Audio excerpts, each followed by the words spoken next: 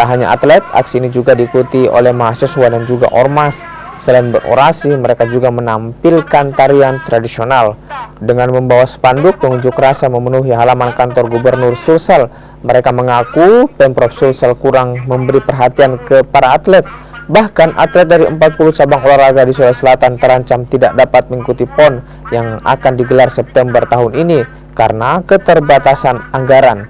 Selain tuntutan para atlet, pengunjuk rasa juga menuntut penjabat Gubernur Sulawesi Selatan yang baru membuat program yang pro kepada rakyat. Harusnya berterima kasih kepada Bapak Joko Widodo karena berharap dari atlet-atlet Sulawesi Selatan itu dengan digantinya PJ Gubernur yang dulu dan yang sekarang, semoga makin peduli lagi dengan olahraga karena PON ini sudah semakin dekat.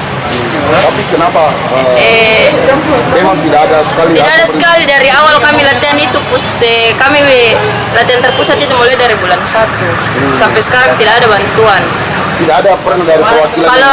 Kalau dari pengurus ada. Yang ikut dalam aksi ini itu ada 5 elemen, Pak. Salah satunya perwakilan dari kawan-kawan olahraga.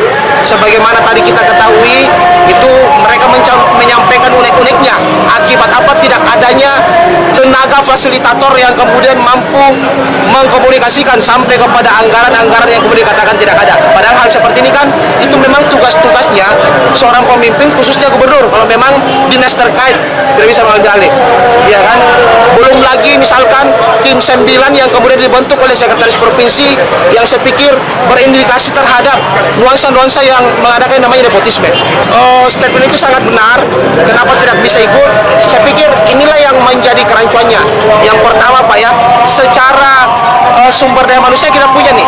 Kita punya beberapa atlet berprestasi.